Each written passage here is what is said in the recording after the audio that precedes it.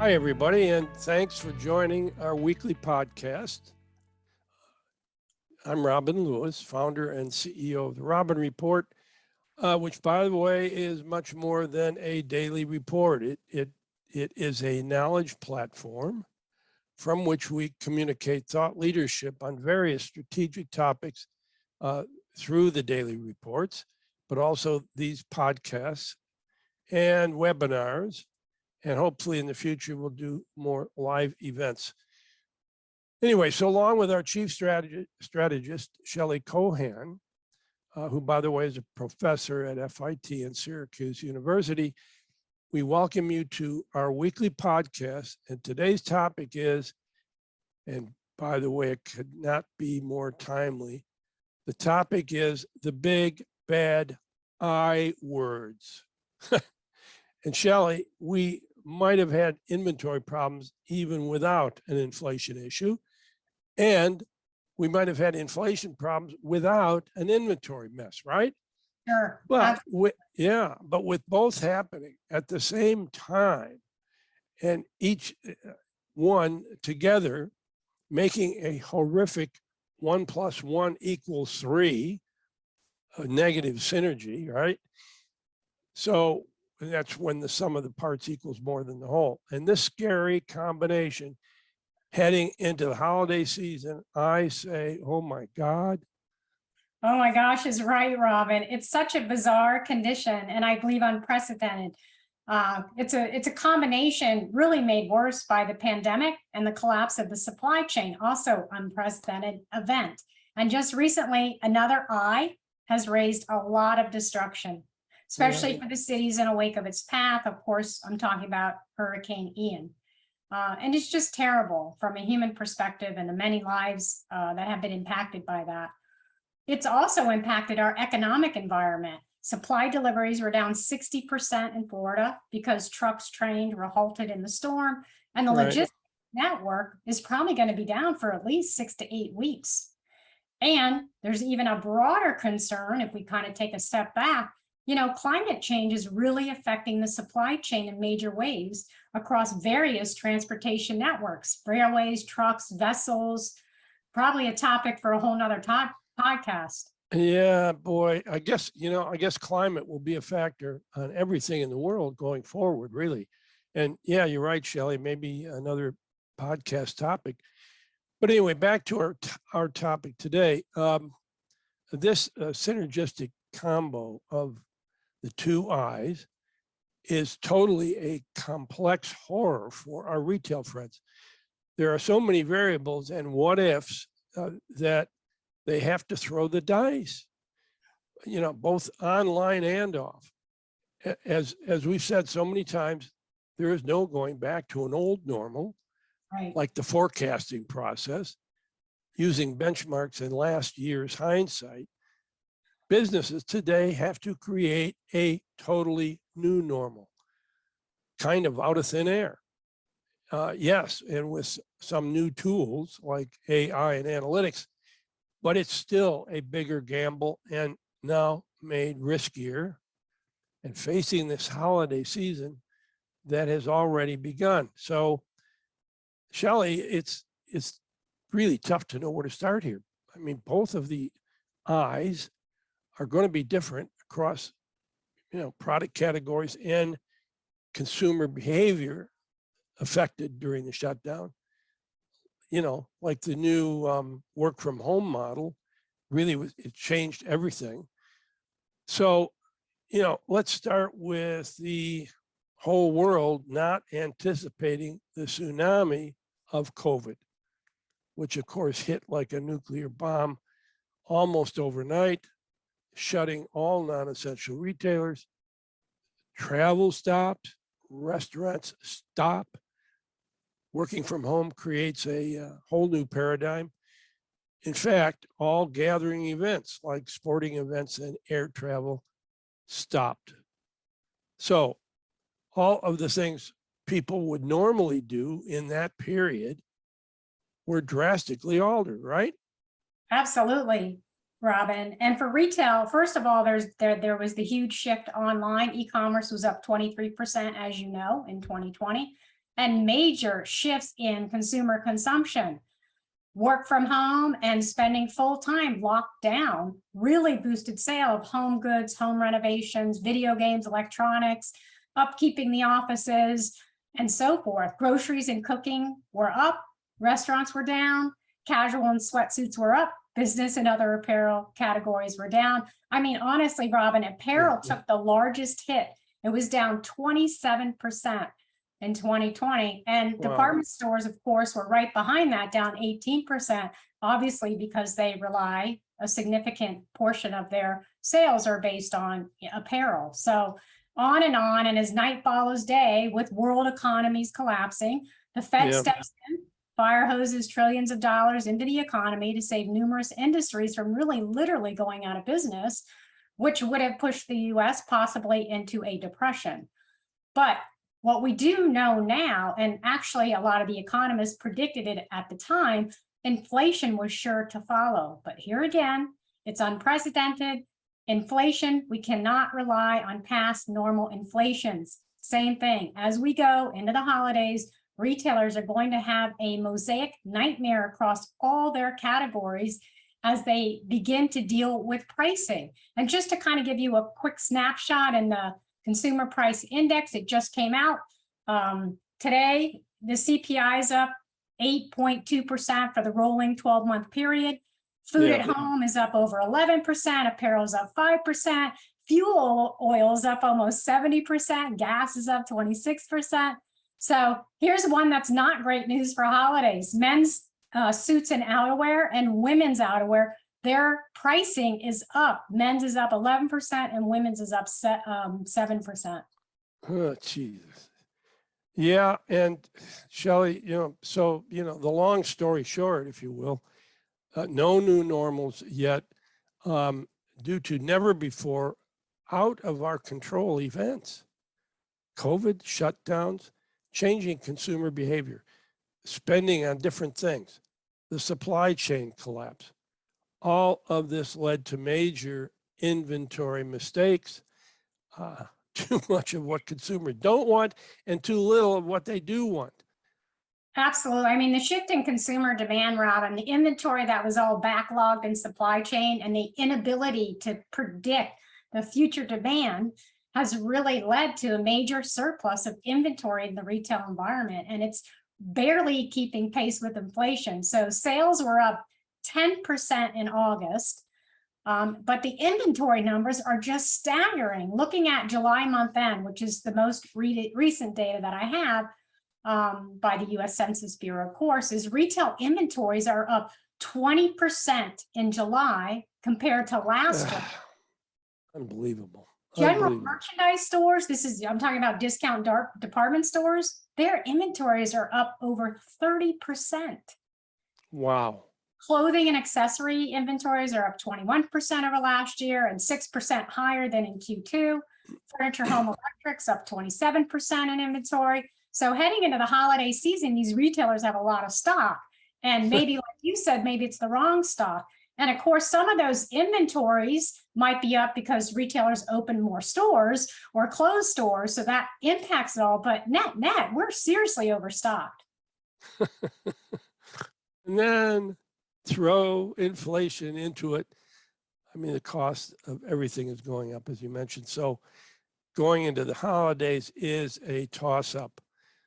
So even if consumers are excited, right, about a potential non-COVID season and they want to get out and enjoy shopping, spreading the holiday spirit, how much of it, will be dampened by the price of necessities like gas and food. And when they do get online and in the stores, how much sticker shock is going to reduce their spend? Unbelievable. I think some of the retailers are already slashing prices in anticipation of that, but also to get rid of their overloaded inventory, right? Absolutely. I think the consumer benefits when retailers slash partner prices, but clearly our friends in retail aren't benefited by that from a margin perspective. But I think for consumers, the one wild card is home heating oil. We discussed this briefly in our podcast called There's No Playbook for the Holiday, but fuel prices are up almost 70%, as I mentioned earlier, and that's going to take a bite out of discretionary spending. We've been lucky in the Northeast with weather being warmer, but when that cold front hits and people start turning on their home heating fuel, it's really going to impact that budget. So You're right. Yeah. consumers are spending more on fuel. Gas prices, guess what? They're going up again. They're spending more money on food, not to mention credit card debt, which continues to grow in 2022. I have to bring this up. But get this, Robin, total credit card balances in the US, $887 billion. Wow. And this is, you know, in the second quarter, and this is from the Federal Reserve Bank of New York. That's 6% higher than Q1 of this year. And the scary part is Americans carried a balance of 54% of all active credit cards account in the first quarter of 2022. So 54% of Americans carried a balance. And the consumers just can't pay it off. Rising interest rates are impacting the consumers, making it even more difficult to be able to afford to pay off their credit cards. The average APR now is between 15 and 16%, and new credit card offers are averaging 22%. Nordstrom's ranges from 19 to 26. Macy's is at a, I've never seen it this high that I can remember, 29.7. And Amazon's Visa credit card is between 17 and 25% APR. So the confluence of these dynamics are really going to impact holiday spending. And some retailers are getting in front of these concerns by starting early with holiday, rolled out 10/1, as we know, and price matching from the beginning of the season, October 1st through like December 23rd. Oh boy, it's just, you know, there's no good news. So Shelley, what are some of the forecasts being tossed in the ring? And, you know, can you give us a couple examples of retailers who seem to have a handle on this combination of inventory and inflation? And a couple examples, if you have them, of those who are stuck in the muck, so to speak. I will happily review my list with you. Actually, you might be a little surprised with the list that I've compiled. So at the top are companies that did not find themselves with hordes of inventory and lower demand. And the others at the top of the list are ones that have a really high return on assets compared to the industry that they're in. So I always look at return on assets, and now I'm looking at sales and inventory balances. So, and let me preface that inventory levels based on the number of channels. So if a company closed stores compared to last year, the inventory level should be lower, right? If they open stores, all that out there. Anyway, so here's the not so great. Let's start here. We mentioned a bit of Kohl's in our last podcast. It has 48% more inventory than last year and a sales decline of 8%. And the return on assets is 4.5 compared to the industry at 7.8. So, you know, they're a bit of a struggle. On the other side of the coin for department stores is, this might surprise you, Robin, Macy's only has 7% more inventory on current quarter sales of less than 1%. So they have their inventory more in control. And I know they closed some stores, and that certainly is part of it, but certainly the return on assets is almost 9%, which is pretty good. Yep. And as you remember, Robin, in the summer during the pandemic, you and we were so worried for Macy's that they may not be able to make it through the pandemic. Do you remember that? Yep. 85% of its revenue just poofed, shut down. And you and I were really concerned by that, because we like Macy's and we want them to succeed. Yeah, they're just, let me jump in 1 second. You know, they've got super people who are really seasoned in analytics, and probably more so than most major retailers out there. So they did some correlation using their credit cards and credit card information and all the other data that they have. They somehow worked the inventory down. And so they have that capability. Yeah. Anyway, yeah. You're right. They have great people working. A lot of my friends still work there. So I'm happy to see that they're doing well right now. Yep. For discount stores, Walmart and Target, they are well overstocked. They're over 30 to 36% overstocked. But Target is doing slightly better in terms of return on assets at 8 compared to Walmart at 5.5. With that said, of course, Walmart has a much stronger grocery business, which is going to impact that return on assets number. Yep. Off-price is an interesting category. Off-price sales are actually down 2 to 4%, and inventories are up between 40 and 60%. The return on assets are strong for both TJ Maxx and for Ross, the two leaders in off-price, around 12%. The biggest problem now, which is really interesting for off-price, is based on all the price reductions that are going on in department stores and discount stores. They've now become competitors to the off-price market. In other words, off-price has to take more markdowns of merchandise they're already marking down to keep ahead of department stores and discount stores. Oh boy, everything's going south. Go ahead. Yep. And remember that billions of dollars of orders canceled by retailers earlier this year? Guess what, Robin?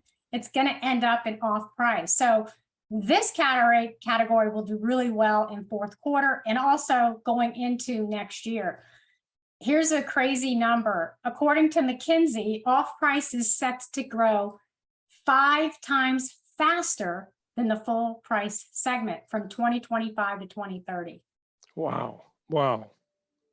Best Buy is another, for the category specialist. Best Buy seems well positioned for the holidays in terms of 9% more stock. They have a current sales trend of down 9%, but remember, fourth quarter is huge for the electronics retailer.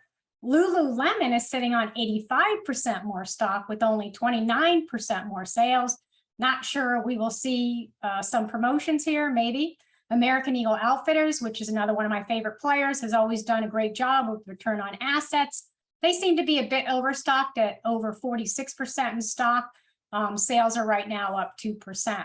So the specialty store big winner, and I know you're tired of hearing this because I'm constantly talking about this company, but it's Ulta Beauty. I mean, Ulta Beauty, the sales and stock are right in line with each other, and the return on assets is a smashing 23%. Ulta, yeah, Ulta is really a phenomenon, and you know we've covered that a lot, and you know they're terrific. So, if I hear you right, Shelley, the big winners going into holiday, well, big is relative now, right? Going into holiday and dealing with this big bad double eyes are Ulta Beauty, Macy's, Walmart, Target, and Best Buy.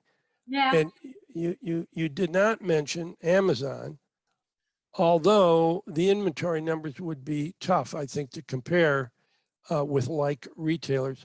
The marketplace is such a strong part of the business. So Walmart and Amazon are vying for, you know, first place in the top 100 US retailers. Walmart to the first half of the year is at 294 billion. Amazon's at 240 billion. So who do you think will be the top retailers in terms of volume coming out of 2022? Well, I think my prediction might surprise you. And oh, really? Yeah. You and I go back and forth on this all the time, and I always take one side and you take the other, but I'm going to switch it up today. So we've been going back and forth on Walmart versus Amazon for about, I don't know, 10 years. But Amazon is going to exceed the 500 billion mark this year. That's my prediction. It's not a tough prediction to make. A lot of people can make that. No big insight there. And Walmart, ready for this one? Walmart's going to hit over $600 billion. Yep. In 2022. So the headwinds that we've been talking about today for many retailers will be a tailwind for both these titans for sure. Yeah, you know, Shelley, I am a bit surprised, but I do believe, and I've said this before, that Walmart is better positioned to take advantage of the tailwind. We shall see, but you know, they got the new CEO in there. They're failing in their brick and mortar tests. He's going to put that aside because that's not his expertise. He built their cloud, you know, all of that stuff. They are managing through a plateau of the business. I think their growth is going to slow. Anyway, back to our topic. At the end of the day, Shelley, all we can hope for is an easing of the inflation, inventory equilibrium, promotional discipline, an easing of gas, rent, healthcare, and food prices, no new spike of COVID, no new collapse in the supply chain, and some positive signs for an end of the war. So I don't think that's too much to ask for. Do you, Shelley? Are you kidding, Robin? I think if half of what you're hoping for happens, the industry will be lucky. I agree. Totally agree. For our listeners, you can find more of our podcast on Apple, Spotify, Buzzsprout, and theronreport.com. Look for us on YouTube, where the broadcast our podcast is broadcast. And follow us on social media, link in with us. Follow us on Twitter for the latest thoughts about the industry. And I want to thank everybody once again. Thank you for joining us. And as I've said before, if any of you have an idea or a topic that you would like Shelley and I to cover, please send me an email at robin@therobinreport.com. Thanks again.